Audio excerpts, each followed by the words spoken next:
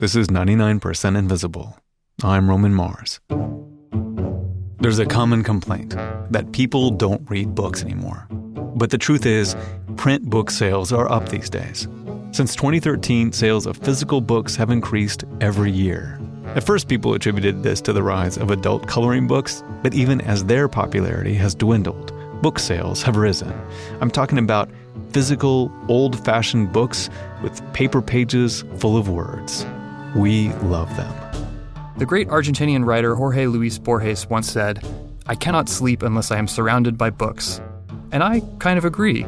That's reporter Pierce Gelly, although he's not normally a reporter. I'm a graduate student in creative writing, and for the past 2 years, I've taught fiction writing to undergrads at the University of Virginia. I assign a lot of reading, but mostly it's in the form of photocopied pages. Now, don't worry, the print shop pays for the rights. I don't want to force my students to buy too much, but I always make sure I assign at least one physical book. And I always try to pick something that's beautiful.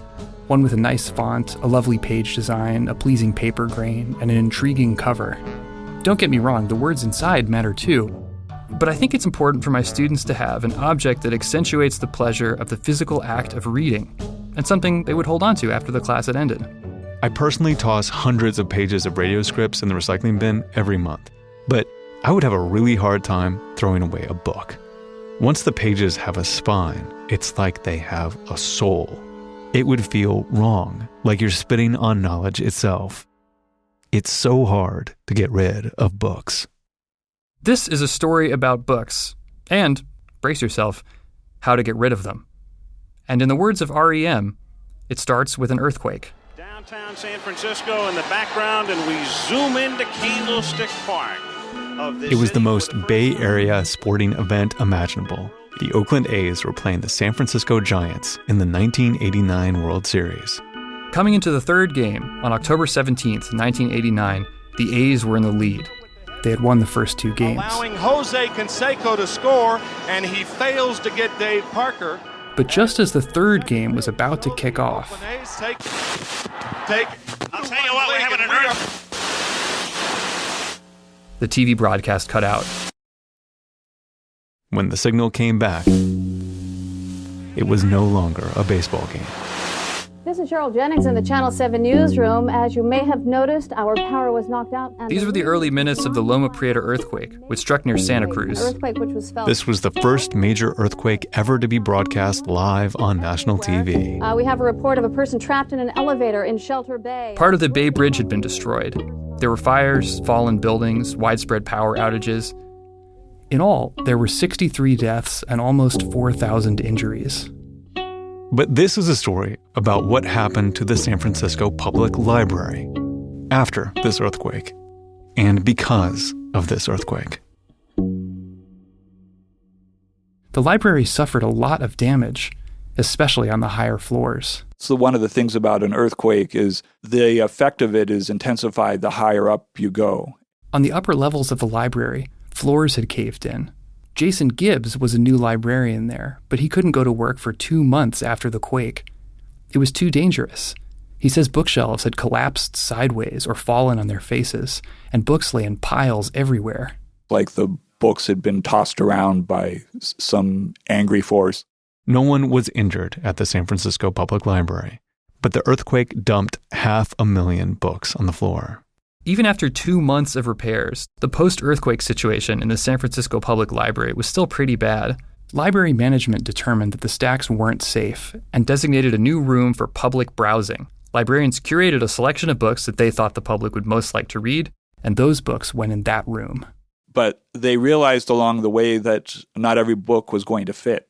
In other words, even this winnowed-down selection of books was too large for the available space. They needed to winnow it down even more. The earthquake just happened. We don't have this shelving anymore. We need to make space. That's a reasonable thing to do if you approach it in a thoughtful way. Because libraries do get rid of books. All the time. Earthquake or not. Put simply, there are so many new books coming in every day and only a finite amount of library space. The practice of freeing up library space is called weeding. If you think about it, it sounds ugly, but it is a really good description. That's Sharon McKellar. She supervises teen services at the Oakland Public Library. Avery Trufelman went down the street to visit her and see how she weeds. You have to weed your garden for the flowers to grow. I'm not a gardener.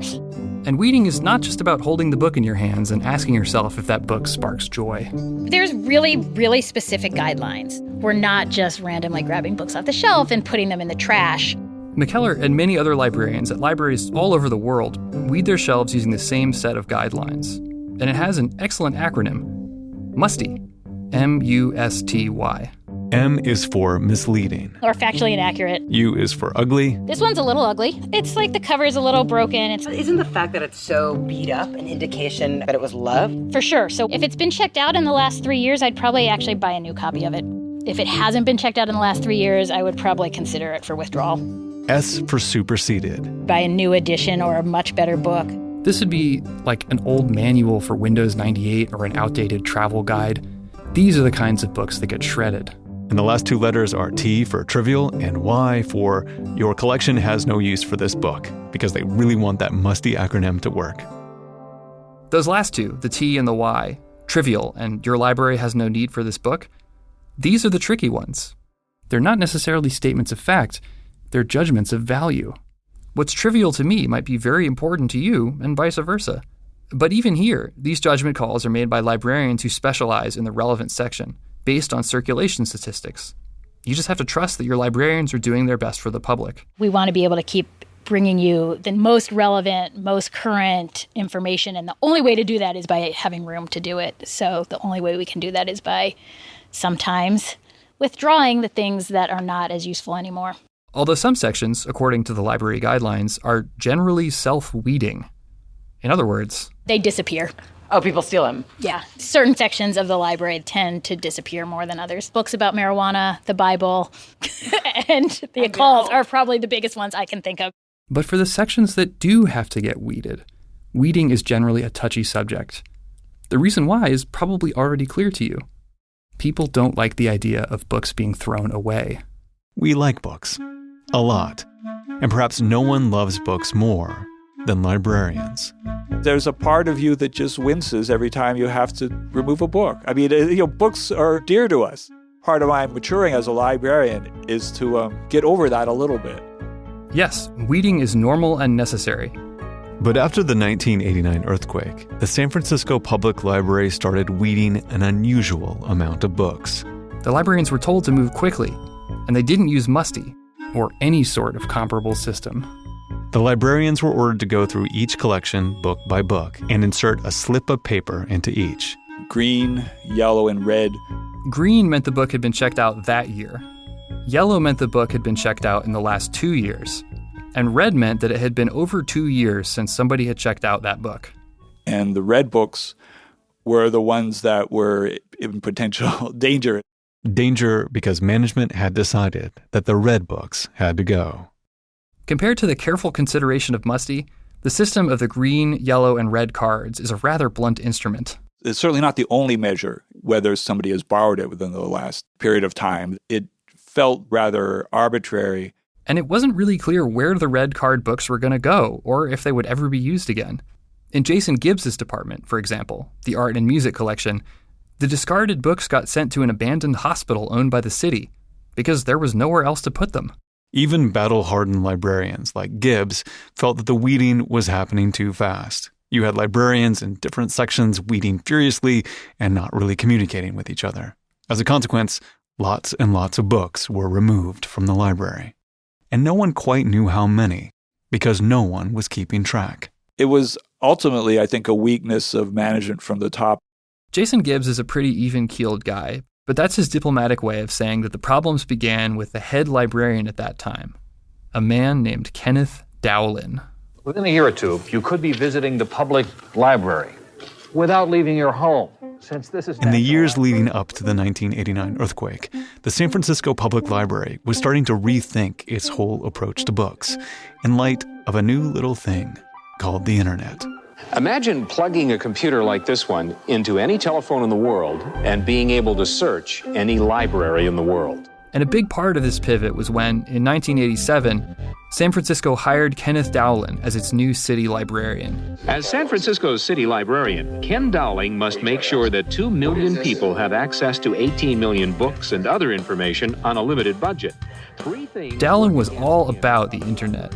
He had recently published a book called The Electronic Library, in which he argued that technology was changing the way people used information, and therefore changing the role of librarians. This is a clip of him. The internet web world, if you will, collapses time, collapses distance, and is collapsing cost. If this sounds unremarkable, not to mention a bit quaint, keep in mind that Dowling was saying all this stuff as early as 1984. He certainly understood at an early stage what the internet was going to do for communication. But there was a flip side to Dowling's visionary concept of digitally networked libraries. Some people felt that Dowling had a distressing lack of concern for books. There was this sense that when it came to the physical collections, he just didn't have any interest. Dowling was also overseeing the design of a new main library for the city of San Francisco, which would complete his vision of the library of the future. The city is building a new $100 million library that is wired for computers as well as television. This new library would have twice as much space as the old one, but a big chunk of that space wasn't going to be for shelving books. Instead, much of the library's interior was devoted to an atrium in the middle of the building, which would rise 86 feet to a conical glass roof. Lots of librarians worried that this big empty atrium wouldn't leave a lot of space for books. The atrium was evidence that books were not the sole priority of this building, and Dowling wasn't going to let a good crisis go to waste. The earthquake was a perfect excuse to do what he wanted to do anyway: shrink the physical collection before the move to the new space. Dowling's administration started sending books to landfills. In the days after the quake, books were being sent out by the truckload, several times a week. This is not normal library practice. 27 librarians signed a petition asking Kenneth Dowling for the weeding to stop, but that didn't work. So Jason Gibbs and his colleagues decided to do something. In any institution, you have a variety of people. There are some people who will just kind of do whatever they're told, and then there are other people who feel like they have a higher calling to the profession. Gibbs and librarians from several other departments felt that higher calling. They banded together and called themselves the Guerrilla Librarians. Guerrilla like the freedom fighter. Fighting for the freedom to not put little slips of red paper on books, against the orders of management. Let's just say that we did not withdraw books because they hadn't circulated. We generally held on to the collection. Jason says that other guerrilla librarians snuck into the stacks and replaced red slips with green ones, thereby designating the book as a circulating book and keeping it in the collection.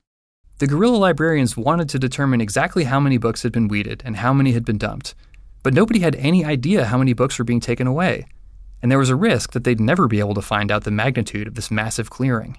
Because Kenneth Dowling decided to get rid of the physical card catalog, those files full of index cards chronicling each book. The card catalog is an artifact, but I will not support the view that the card catalog is a working technology to help people find books anymore. It is not, and most of the libraries in the world know that and have moved on. He was right about this. Already at that point, more than 90% of the nation's libraries had computerized their card catalogs. The earthquake itself allowed the San Francisco Public Library to modernize their catalog. With the disaster relief money they were granted, the library was able to get electronic catalog software. So now, logically, Dowling wanted to get rid of the physical card catalog, which the library had stopped updating in 1991. San Francisco's old card catalog was not moved to the new library.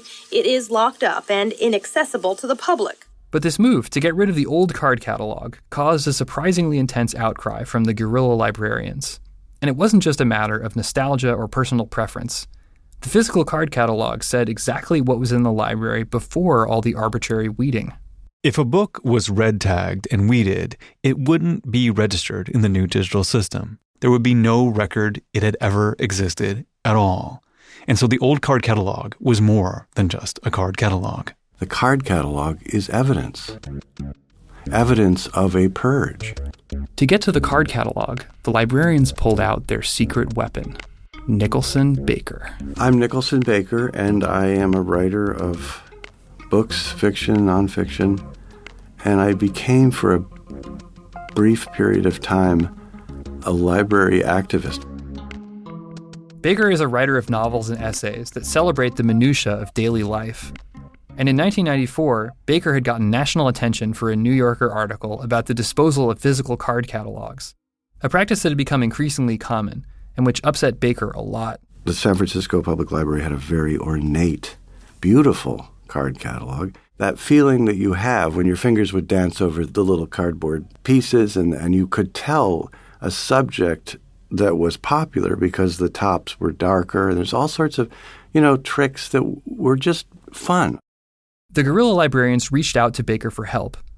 By now, it was 1996, and the new library was nearing completion. The lost books, evidenced only by their locked-away card catalog, were teetering on the edge of disregard. In their email to Nicholson Baker, the librarians wrote, "You are the only one who can save it now."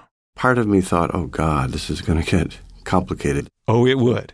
At the time, Baker was living just across the bay in Berkeley, so he made a formal request to inspect the card catalog. Kenneth Dowland denied that request, so Baker sued the library for access to the card catalog. Never sue anything if you can avoid it, and don't sue a library. This lawsuit took a while, and it was a bit of a mess, but it automatically classified the card catalog as a public document. Now the library had to keep it. And then Baker and the guerrilla librarians got to work in secret. And you can imagine this with kind of Mission Impossible music going. Yes, please.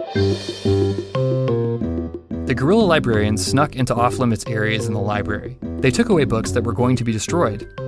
In other words, they stole them. The guerrillas stockpiled hundreds and hundreds of library discards in their homes, in their cars, in their offices, in lockers, and boxes, all in the hope that they would someday be returned to the library. Nicholson Baker stole books, too. I was driving back and forth across the Bay Bridge with my car full of books that I had actually found in this place that was the deselection room. Baker ignored the staff-only signs and walked right into the deselection room, the basement storage, all the places where the SFPL were storing books. He picked up a bunch of books that had no match in the online catalog and found some real treasures. They had stored all these, including 17th century, very valuable books and stuff was down there. Baker, along with a historian, began comparing the online catalog to the physical card catalog. As they cross-referenced the two lists, it turned out that a lot of books were missing, way more than anyone had expected. Let me tell you, what an opening day celebration today. At last, in April of 1996, the new main library opened its doors with panache. Talk about fanfare. Nothing less than a parachute jump into Civic Center with the man holding the symbolic key to the new library. And in May of 1996, about a month after the library opened, the guerrilla librarians organized an event in the library auditorium where Baker delivered a speech stating what he had found. Baker contended that Dowland was responsible for a massive destruction of books, the systematic removal to a landfill of at least 200,000 volumes. And I just said it right there in the library itself, in a talk, and I think it really startled people. The phrase that got Baker the most attention was when he called this mass disposal a, quote, hate crime directed at the past. This really upset library management. And it became this kind of minor dust-up in San Francisco. Word had begun to spread that Baker was writing another story for The New Yorker, one specifically about this whole weeding debacle.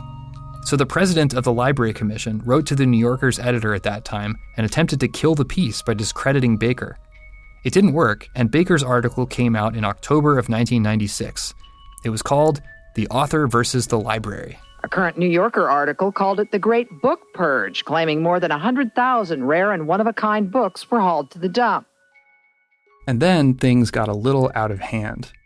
The library hit back, condemning Baker for accusing them of a hate crime and saying that he misunderstood the problem. They also tried to discredit him because of some bad math he had reported. It turns out one of the guerrilla librarians had messed up the measurements of the old library shelves. In fact, the new library had much more space for books than the old one. It was a very bad era. It was very embarrassing. Although it didn't change the fact that the library had taken so many books to the dump. Then both sides started lobbing insults at each other as the local and national press piled on. One paper compared Baker to the Unabomber. It was basically an analog Twitter feud. I wasn't prepared to be part of it. I didn't know that I was getting into that, kind of a battle. It was really ugly. And even from guerrilla librarian Jason Gibbs' standpoint, the whole weeding controversy got a little blown out of proportion. It probably was not as horrible as Nicholson Baker made it out, but it was horrible enough. Meanwhile, the new library itself had already been built, and it was, judging from the influx of visitors, a success. As charges and countercharges fly, 3 times as many visitors stream through the doors of the new library, an indication that some book lovers welcome the change. Some of those books saved by the guerrilla librarians in boxes and lockers were transferred back into the collection. All the books in Jason Gibbs' department, art and music, made it back. But he says that many of the other books didn't. They stayed gone, and many of them probably got discarded. Nicholson Baker says he still has some of the books he stockpiled. Given the painful experience of the controversy, the library wasn't really interested in reshelving them. But at the end of the day, the controversy wasn't only about what to do with old books. It was a debate about what books are. Are they beautiful objects that we can smell and touch and collect? Or are they eternal sources of knowledge accessible to everyone in the ether? Well, and it's both. In a given research quest, you and I might want to find out what is in a book in the fastest possible way. Well, nowadays it's miraculous. Sometimes you want the words. Sometimes you want more than the words. You want the words laid out on the page. Clearly, Nicholson Baker can see Dowland's perspective. But Baker maintains that we shouldn't give up on the printed page. His argument, and the public battle around it in the 90s, was a big reason why the San Francisco Public Library totally overhauled their collections policies. They made it a policy that if a library branch is considering weeding a last copy of some book, they must send that copy to a subject specialist who will decide if it can be weeded or not. And for the books that do have to go, the San Francisco Public Library developed a community redistribution program to make sure the extra copies of popular books can live on somewhere else. We distribute them to schools. And city colleges and prisons. And strangely enough, one of the biggest changes to the modern practice of weeding is something that Kenneth Dowland himself helped establish: online communication between libraries. In an ideal world, you might want to have every book, but we just don't have the shelf space for every book, so you rely on somebody else's shelves to hold the book. Some libraries spell musty with an I and an E at the end instead of a Y, for misleading, ugly, superseded, trivial, irrelevant, or elsewhere, like if a copy of the book is at another library nearby. Jason Gibbs at the SFPL and Sharon McKellar across the bay at the Oakland Public Library can now communicate with each other instantly so they can share book space and make different volumes available to readers in both cities. And this has huge implications for what gets weeded and why. In this respect, Kenneth Dowland was very right. He certainly failed in terms of managing the collection, but he succeeded to the extent of bringing us to, into the wider network of libraries online. And yet still, because of Baker's 1996 lawsuit, the San Francisco Public Library has kept the old card catalog. They are legally required to. The card catalog was a way of holding on to the memory of 250,000 books that they'd gotten rid of. Those cabinets full of cards are still there in storage. Practically barricaded in by all kinds of other supplies, but I'll go down and visit it every now and then. Just to say hi? Yeah, well, just to know it's there. After this weeding debacle, Nicholson Baker became even more vested in philosophies and practices of archiving, and went on to publish a book that touched on all this, called Double Fold. It looks at these events in the much broader context of the digitization of libraries. And this book is now commonly assigned in master's programs in library science. We read the Nicholson Baker book in library school. That's Sharon McKellar again from the Oakland Public Library. She says that the debacle at the San Francisco Public Library has become a case study about weeding. Why we do weed and how we should weed and what could be done, how to do it well and what to avoid and all that kind of stuff. And when it's done well, with care and consideration, weeding isn't so bad at all. For me, weeding is fun. It's a chance to really touch the books and see how they're doing and see what people are interested in. That's what all this comes down to. It's what people are interested in. Weeding isn't just about what to cut. It's also about what to keep. It's about what the public wants to read. Your voice does matter, and we're maintaining a collection for the public and for the people who use it. And so every time you check out a book from the library, you are casting a vote to your local librarian roving the stacks to keep this title in circulation for everyone to read.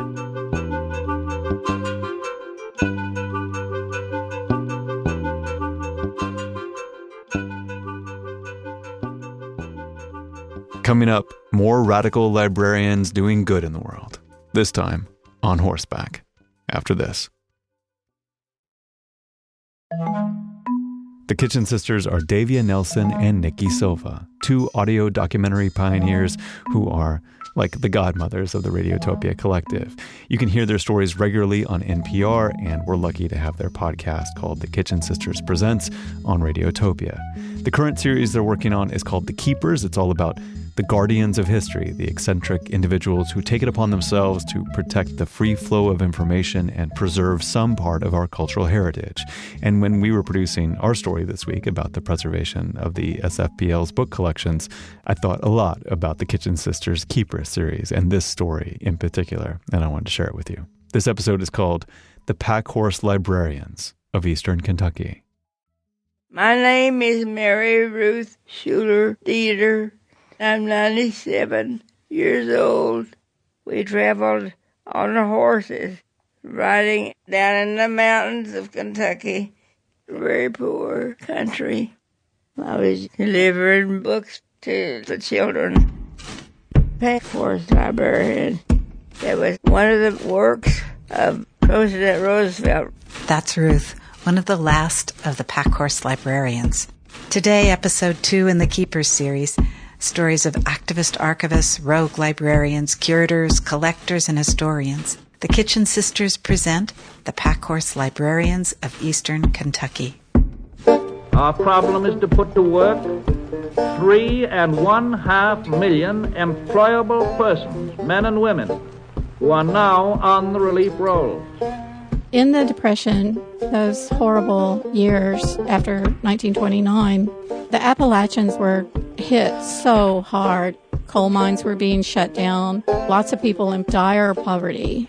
Eleanor Roosevelt decided to help create projects that would specifically benefit women and children. My name is Heather Henson, author of That Book Woman. Eleanor Roosevelt felt very strongly about the Packhorse Library Project. If the women are willing to do things because it's going to help their neighbors, I think we'll win out. The Packhorse librarians, mostly women, rode circuits around 18 to 20 miles. They followed animal paths, fence lines. I'm Kathy Appelt. I co-wrote down Cutchin Creek, the Packhorse Librarians of Kentucky. They would stuff their saddlebags or a pillowcase with books and strike out by horseback or mule to provide library service to the remote areas of the Kentucky mountains. Going into the Appalachian Mountains of Kentucky was going back in time. No running water, no electricity, very few schools. Families lived way up in the mountains. A creek bed, that would be the road. We forded Greasy Creek, take the horses across, got really wet, way up to your... You don't get afraid. You do your job and that was it. You had to be hardy, being able to clamber up the side of a mountain on a horse. You had to know the roads and creek beds. My name is Eliza McGraw. I wrote a story about the Packhorse Librarians for the Smithsonian. One county would start a Packhorse library. Another county would hear about it. They would want one. Then that community would ask the WPA to let them hire carriers. Many of them were women between 25 and 35. There weren't people coming in from outside to take jobs from people who were in the community. They were local women, familiar with the people who wanted to read and what they might want to read.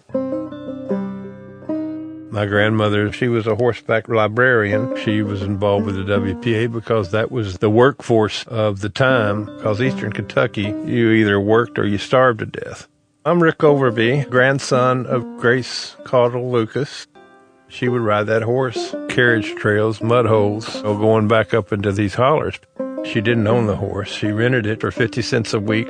She would arrange the books in a pack that would ride behind her on the saddle. She would haul around up to 100, and not only books, but magazines of the time and newspaper. Grace was a young mother with 2 small children. Her husband left. In the Depression, a lot of men did that. My father left home when I was 2 and my sister was about a month old. My name's Richard Overby, and I'm the son of Grace Caudle Lucas. My mother, she'd get up every morning about 4:30, feed me and my sister and take us to my grandma's till she got home at night. And then she would feed us and put us to bed and start all over the next day. $1 a day. She was glad to have it.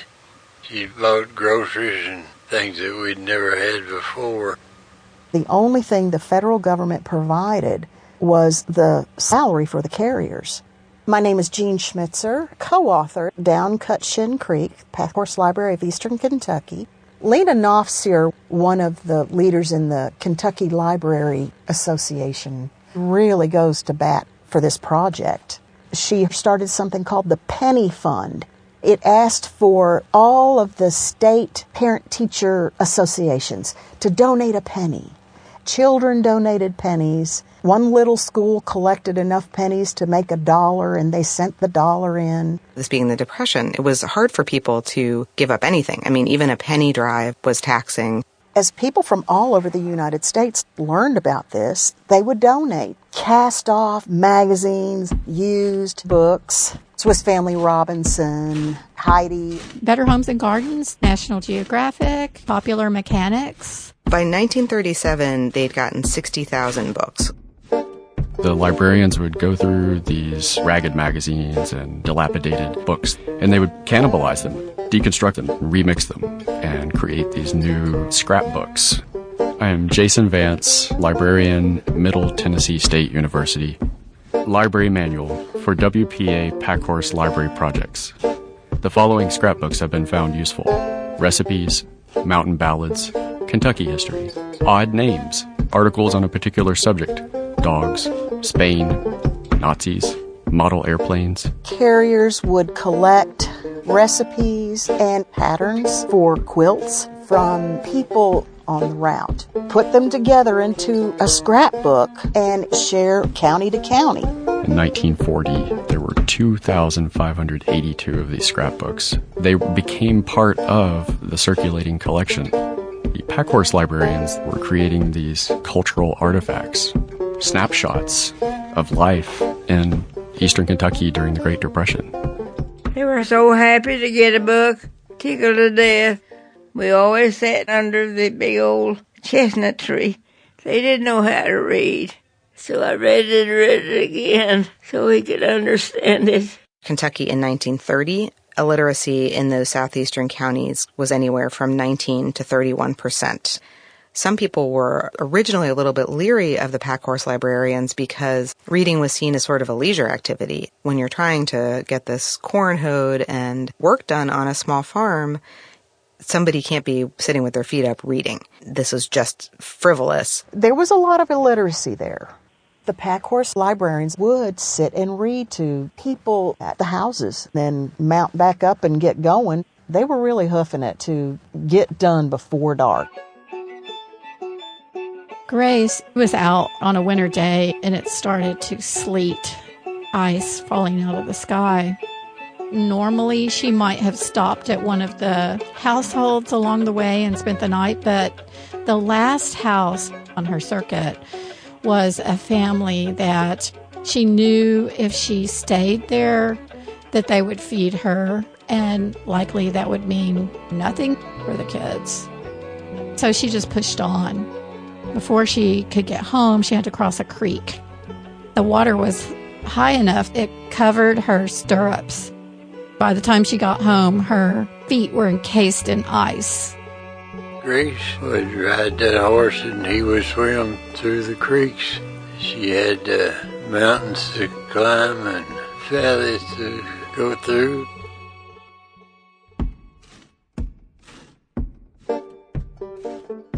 The program ended in 1943. We're in the war. We're pulling out of this depression. The library program was no longer funded by the federal government, the salaries for carriers. But 1954, the state of Kentucky starts a bookmobile program. In Alaska, there are bush plane librarians. In Africa, there's camel librarians. In Louisiana, there were floating librarians poling flatboats in the bayous. In Thailand, they were using elephants. In Zimbabwe, they were using donkeys. In Mongolia, they were using horse-drawn wagons. In our mind, we think of librarians as the quintessential Marian the librarian, somebody who puts the books back on the shelves, dusts and makes sure that everything's tidy. Librarians are a determined bunch. They're far more subversive than that.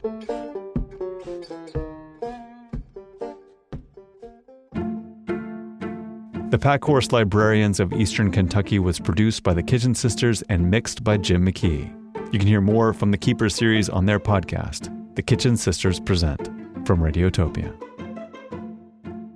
99% Invisible was produced this week by Pierce Gelly and edited by Avery Trufelman. Mix and tech production by Sharif Youssef. Music by Sean Real. Katie Mingle is the senior producer. Kurt Kolstad is the digital director. The rest of the team includes senior editor Delaney Hall, Joe Rosenberg, Emmett Fitzgerald, Taryn Mazza, Vivian Lee, Sophia Klatzker, and me, Roman Mars. Ken Dowland did not respond to our various requests for an interview on the San Francisco Public Library story, but a very special thanks to all the librarians who helped on context and background, especially Shelley Cocking and Mindy Linetsky, both from the San Francisco Public Library. Thanks as well to Oren Radovsky. We are a project of 91.7 KALW in San Francisco and produced on Radio Row in beautiful downtown Oakland, California. 99% Invisible is a member of Radiotopia from PRX, a fiercely independent collective of the most innovative shows in all of podcasting. Find them all at radiotopia.fm. You can find the show and join discussions about the show on Facebook. You can tweet at me at Roman Mars and the show at 99pi.org. We're on Instagram, Tumblr, and Reddit too. But the full archive of all things 99% Invisible is at 99pi.org.